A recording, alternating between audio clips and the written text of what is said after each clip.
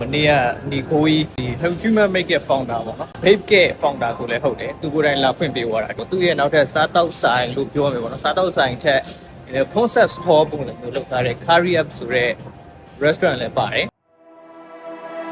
Rain dance, I'ma make a splash. They had enough, but I'm still carrying a flag. We don't play around, don't you judge us on the past. Yeah, we better now than ever. You should save the best for last. vlog ကိုရှိရိုက်ပါဆိုပြီးတော့ပြောကြရပါတော့အဲ့တော့ဒီနေ့ကတော့ကျွန်တော်ရဲ့တနေ့တာဒီ Sunday မှာသွားတဲ့နေရာတွေအကုန်လုံးလိုက်ရိုက်ထားတယ် vlog အရှိဖြစ်ပါတယ်အခုပထမဆုံးအနေနဲ့ကျွန်တော်တို့ Bangkok Motor Show ကိုသွားမှာပါ See that girl? There's just something about her. I just love the way she. In that girl, we show that collarbone could cut it. နောက်ဆုံးတော့ရောက်လာခဲ့ပြီပေါ့နော်3နာရီခွဲထွက်လာတာဒီကိုကျွန်တော်တို့9နာရီခွဲမှရောက်ပါတယ်ကားမောတာ1နာရီလောက်ပဲမောင်းရတယ်ကားပိတ်တာ1နာရီလောက်ကြာတယ်ဒီမှာလူတွေကအများကြီးပဲဗျ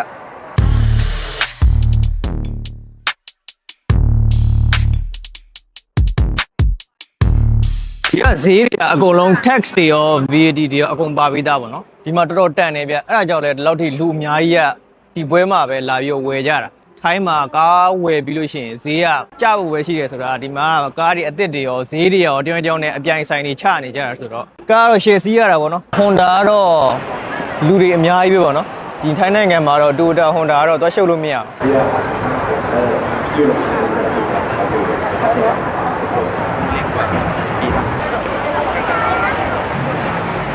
ဆိုဒါတော့ဒါကျွန်တော်ကားပေါ့နော်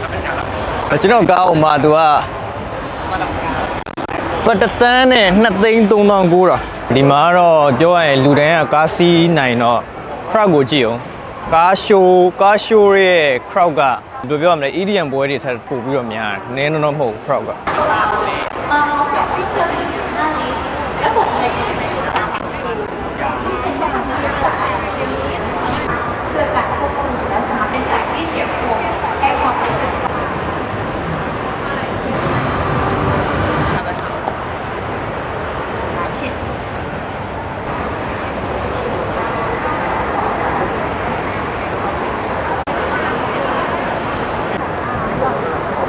ဒီကားဆိုလို့ရှိရင်ကိုရီဝယ်ထားတဲ့ကားတစ်တောင်ဈေးသက်တာတည်းအစ်စ်နော်လုံးဝကျွန်တော်ဝယ်ထားတာ9,960,000ပေးရတယ်ဒီကောင်က9,990,000ပဲရှိတ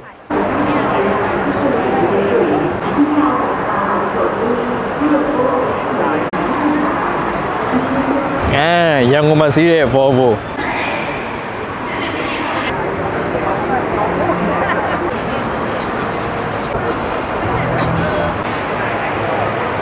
Mercedes တန်းကတော့လူအများဆုံးပဲပေါ့နော်နောက်မှသူထားကြီးပဲကားတစ်စီးတွေကိုဝိုင်းကြည့်နေကြဈေးတော်ရှော့နေတဲ့ပုံပဲ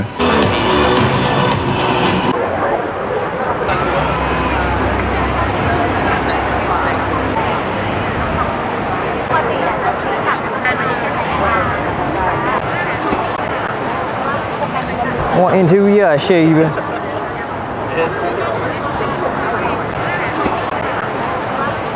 ဘတ်3 တန်း3,900 330 EU မှာ M-Sport version တော်တော်မှတ်တယ် interior ရဲ့ share ပဲဆိုမြန်မာပြည်မှာကြော်ညာတာနာမည်ကြီးသွားတဲ့ Avata ပေါ့နော်ဒီမှာ Avata 11မြန်မာပြည်မှာ Avata 1ထင်တယ်ล้ำสมัยและปลอดภัยรอบคันด้วยแน่นอนတစည်းတော့ဝယ်လိုက်တော့မဆင်ဘူးတယ်ပေါ့နော်ဝယ်နိုင်တဲ့ကားလည်းတွေ့ပြီဆိုတော့ဒီမှာ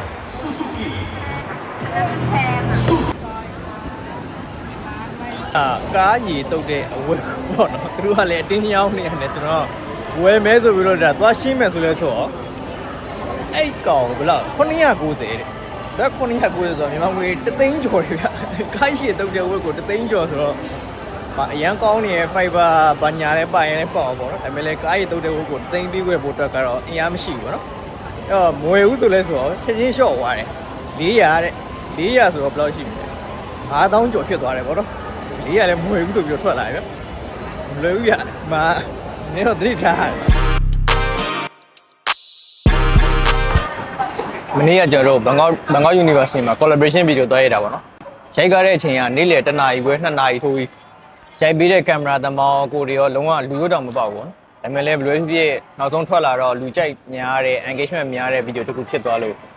တော်သေးရပါတော့မှန်တော့ဒါကလည်းဘာတင်တင်အားပေးကြတဲ့ဘာတင်တင် support ကြတဲ့လူတွေအကြောင်းလို့ပြောအောင်ပါပါကျေးဇူးတင်ပါတယ်ဒါအဲ in return အနေနဲ့ကျွန်တော်ဘက်ကနေပြီးတော့လည်းဘယ်သူမှမထင်ထားလောက်တဲ့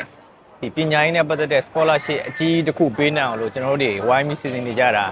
ရှိရပါတော့အဲ့ဒါနဲ့ပတ်သက်ရင်တော့သိမကြခင်ထပ်ပြီးတော့ကြီးညာပေးပါမယ်ဖက်နက်တွေအင်ကြီးတွေပဲ give way ပေးနေတဲ့အစားလို့ရှိရင်ဒီလိုမျိုးတောက်လျှောက်ကိုယ့်အတွက်တိုင်းတာတစ်ခုထိအကျိုးရှိသွားစေမဲ့ပညာရေး scholarship တစ်ခုကောင်းပေါ့နော်သိမကြခင်စီစဉ်နေတယ်ပေါ့နော် stage မှာ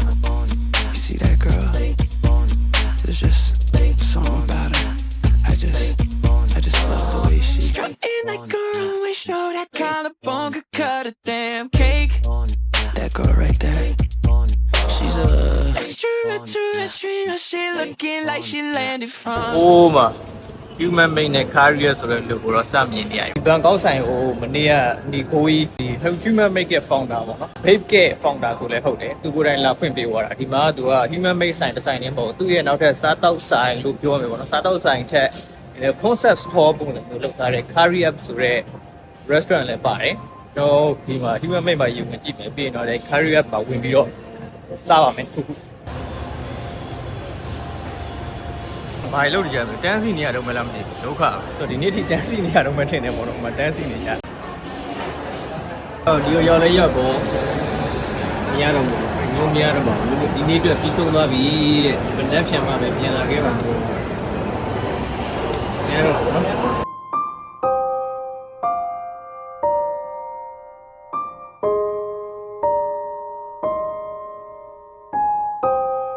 ကြည့်ရတာကတန်းစီပြီးတော့ပဲဝင်ဝင်ပေးတဲ့ပုံပေါ်တယ်မနေ့ပြန်လာလဲတန်းစီရလောက်တယ်ပြီးတော့ဆိုကျွန်တော်အခုတွေးရတဲ့လောက်ဆိုလို့ရှိရင်အထက်မှာ retail ဈေးနဲ့ဝယ်ပြီးတော့ဒီမှာ resell နဲ့တန်းပြီးပြန်ရောင်းနေတဲ့ပုံစံမျိုးလည်းမြင်ရတယ်ပေါ့နော်ဒီလိုတန်းရှည်ကြီးတွေစီစောင့်ပြီးဥမာဝင်ရတာမျိုးတော့မလုပ်ချင်ဘူးညစင်ကာပူမှာတော့တစ်ခေါက်ပဲလူကျင်လုံးနဲ့ဖက်နဲ့မလို့စောင့်ပြီးတော့ဝယ်ခဲ့တာပေါ့နော်အပြန်လဲကျွန်တော်လာပြစ်လောက်တော့ဘူးနောက်တစ်ပတ်နှစ်ပတ်လောက်မှအခြေအနေစောင့်ကြည့်ပြီးတော့ AC ဝင်လို့ရတယ်ဆိုတော့မှပဲလာတော့မယ်ပေါ့နော်အထူးသဖြင့်အဲ့ဒီ career မှာတခုခုဘာတွေစားလို့ရရဲဆိုတော့မသိဘူးအဲ့ဒါစားကြည့်ချင်နေရပါတော့ okay နေ့ပြန်လည်းမလာပြလောက်ဒီပါဘူးเนาะတစ်ပတ်နှစ်ပတ်လောက်မှပဲအချိန်ကြီးကြည့်ပြီးတော့ပြန်လာပါတော့မယ်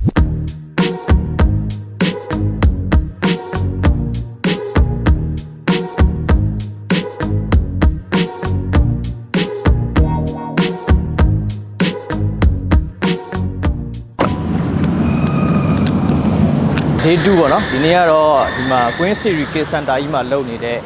International Book Fair ကိုလာတာဖြစ်ပါတယ်ဆိုတော့ဒီမှာဆိုလို့ရှိရင်လည်းလူတွေကဒီစာအုပ်ဝယ်ခွင့်ရဖို့အတွက်ကိုအတင်းတွေ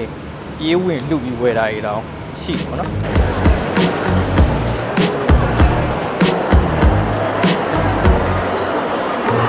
ထိုင်းမှာတော့ပုံဝင်လင်းပြောလို့ရှိရင်ဒီ BLG ကချာတော်တော်အရှိန်ဟုန်ကောင်းတယ်လို့ပြောရမှာပေါ့နော်အကုန်လုံးဒီစာအုပ်ပွဲတော့အရင်တစ်ခေါက်တော့လည်းကျွန်တော်ရောက်ဖူးတဲ့ဒီကိုအဲ့တုန်းကလည်းဒီလိုပဲတကယ် main stage နေရာတွေမှာနေရာယူထားတာအဲ့လိုမျိုး BLG ရဲ့စာအုပ်တွေကြီးပဲပေါ့နော်အခုဒီမှာလည်းအတူတူပဲအကုန်လုံးကတော့အဲ့စာအုပ်တွေပဲများတယ်